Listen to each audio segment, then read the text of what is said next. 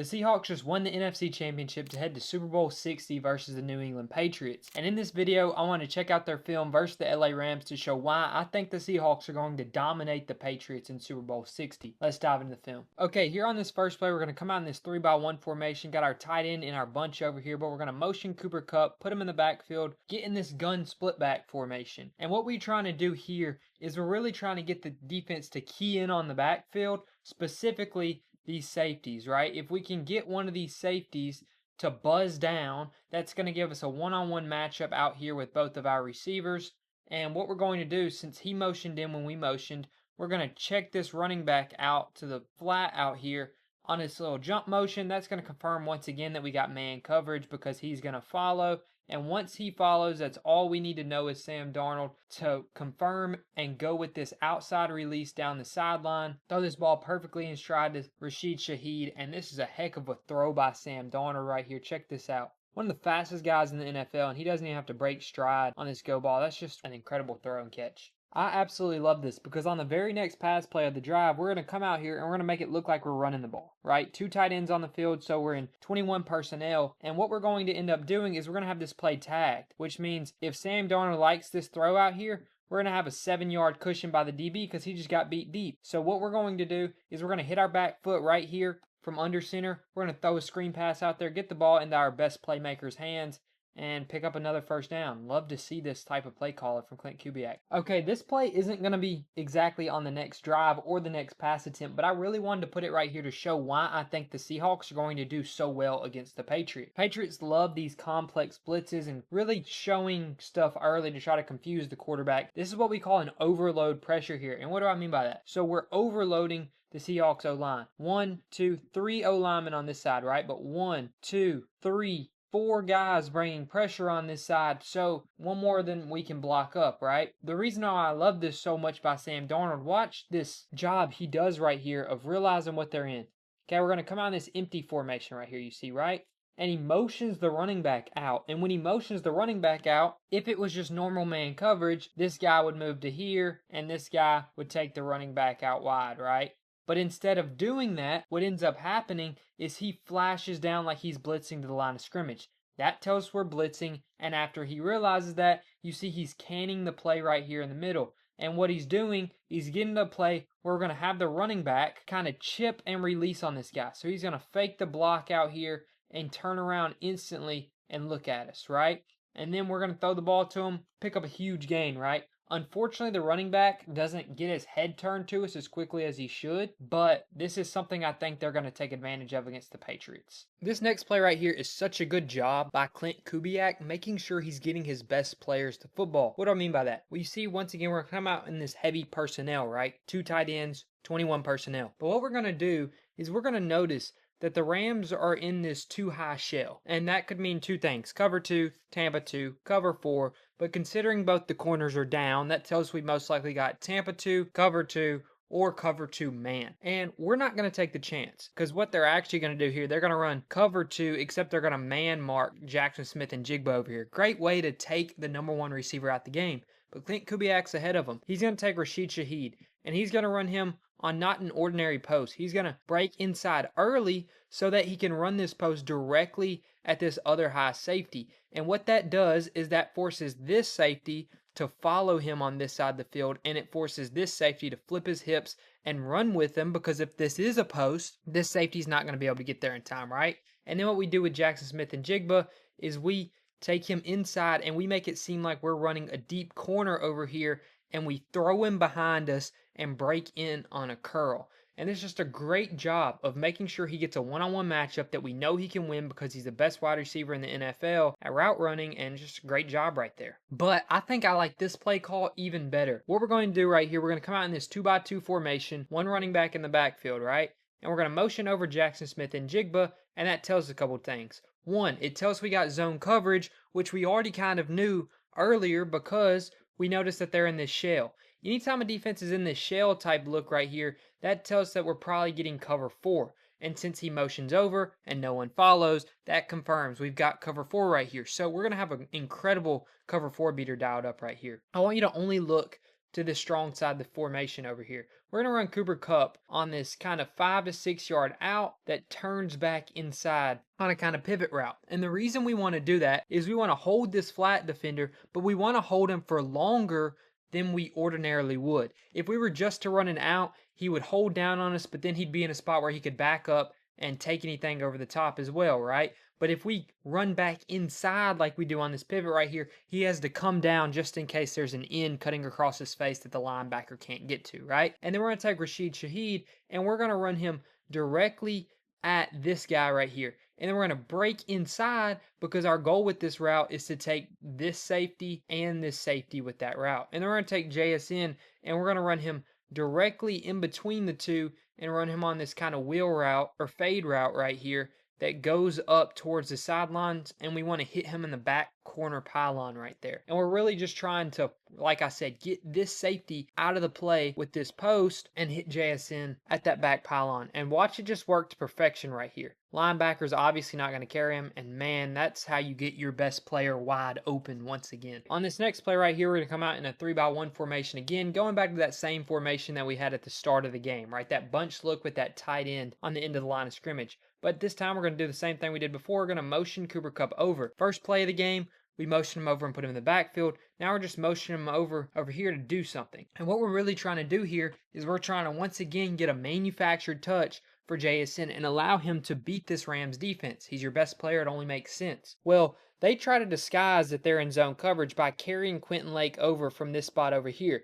And that's what defenses have started to do, because used to a motion was a guaranteed tail. Now we have this kind of numbering system, right? Where we'll go 1 is the flat, 2 is the hook, 3 is the middle hook, 4 is the other hook, 5 is the flat, right? And then the high safeties play their coverage. So you're going to see Sam Darnold right here. He's going to look to the right side of the field over here. He instantly sees, oh, I've got zone coverage. And once he sees that, he's going to stay looking over here for a second to really keep this safety on this side of the field, right? And then he's going to get back to what he's trying to work right here. And it's going to be this corner post by Jackson Smith-Njigba, where we want to lean our leverage out here, making it seem like we're cutting to this corner with all this open space, because we want this safety to flip his hips and run this way with us. But what we're going to do is we're going to break it back inside, and the quarterback needs to have the ball right here waiting on us before this safety can flip his hips and before this safety can make a play on it, because we've held him out of the play by looking at this receiver early, okay? So watch this football by Sam Darnold. Jackson Smith-Njigba takes a lick right here, but that's a great job hanging onto the football and knowing that contact is coming. Watch him kind of tuck his head. That's what you're taught to do to keep that football in there and also not get yourself punished too hard on the hit. I wanted to show you guys this play because I really wanted to show you it wasn't the Rams defense being bad. It was just how good of a job Sam Darnold and this Seahawks offense did in this game. Right here, you could not guess what this Rams defense is in. They have 2 high safeties that are split out wide, which tells us, hey, we've probably got a cover 2 look here.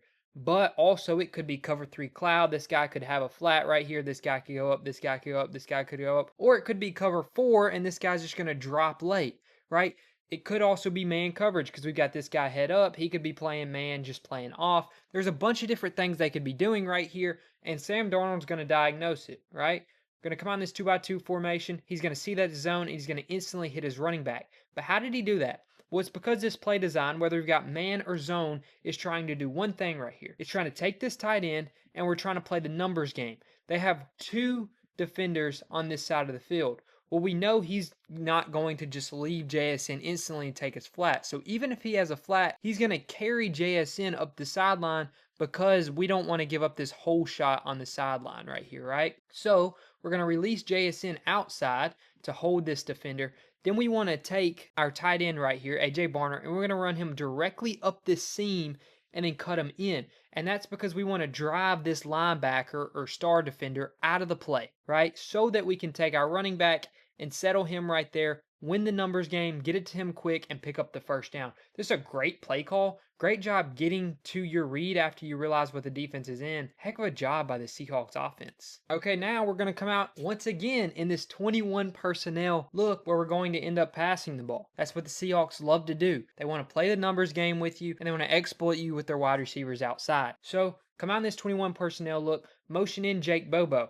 Well, if I'm a defense right here, yeah, Jake Bobo's cool, red zone threat because he's massive. He's like 6'4", I believe. But we're keying in if they're throwing the ball on Jackson Smith and Jigba. And what we're going to do, this is so cool.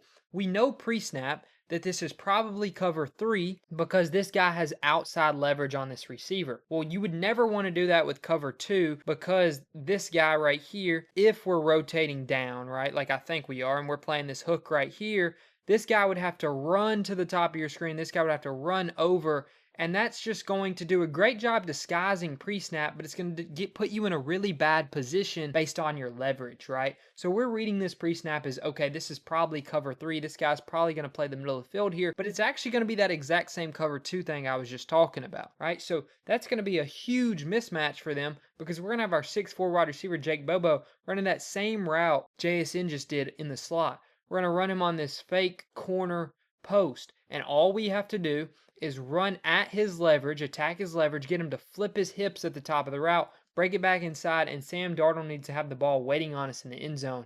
And watch us just do this to perfection. Watch. Attack that leverage, get him to flip his hips, and boom, back inside.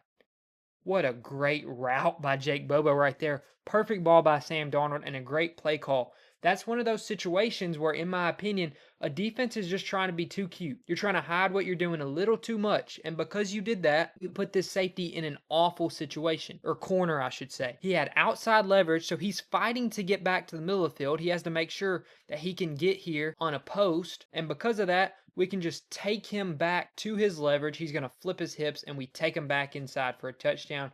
Great play call, as I mentioned. Even better route. Man, that was filthy. Man, when I saw this play call live, I just went, what a play call by Klint Kubiak. This play call really got me excited for this Seahawks offense and really made me feel like they were going to win this football game. You see here, we're going to line JSN up in the backfield in this kind of pistol formation, right? And the reason we're doing this is we want to really exploit whoever's on him. You see they got the nickel, who's the only guy who could really be playing him in man. So we're going to give him this kind of hot motion out wide, like I mentioned we do a lot in this offense, and because we see Quentin Lake doesn't follow, that tells us that he's blitzing. And what I want you to notice is if he's blitzing, we got the numbers advantage. If we can block this up right here with Cooper Kupp, who's one of the best blockers in the NFL, the only guy who can make this play is this safety all the way here, who's a good 15, 20 yards off the line of scrimmage. So manufactured touches into our best player's hands and let them just put in some work, picking up the first down on 2nd and 1 there. I think that's a terrible defensive play call on 2nd and 1, and that's an even better job exploiting it by Klint Kubiak. This was the play to win the football game, and this was once again just an incredible play call by Klint Kubiak, going all the way back to the first play of the game, and once again getting a manufactured touch for your best player in your most important situation. We're going to take Rashid Shaheed right here, who's lined up on the strong side of the formation. We're coming back out in this 21 personnel look once again. Final drive of the game, trying to run the clock down. We're going to motion Rashid Shaheed over, and what that's going to do is that's going to threaten them back to the first play of the game. Look at how much space he gives him off the line because he's scared of him just taking this vertical with a running start. And if he does that, Rashid Shaheed is going by anyone in the NFL, right? So he's going to give himself space, and Rashid Shaheed's going to run that exact route to clear him out of the formation. And this safety's playing the middle of the field, so he's going to lean over here, but he's first going to make sure nothing happens to the strong side of the formation right here, right? And what we're going to do is we're going to run a fake crosser that turns into an out route right here with JSN, who's the smoothest route runner in the NFL. This is what we call a pivot, but it's probably a little bit of a deeper pivot than most teams are used to, and that's just a heck of a route right there by JSN. Man, that's how you win a football game right there. Thanks for watching. Let me know down below what you think about the Super Bowl. Do you think the Seahawks team's going to run away with it like I do? I personally think it's going to be like 35-10, maybe 35-17. Late touchdown by the Patriots, but I really do think this Seahawks team is going to run away with it.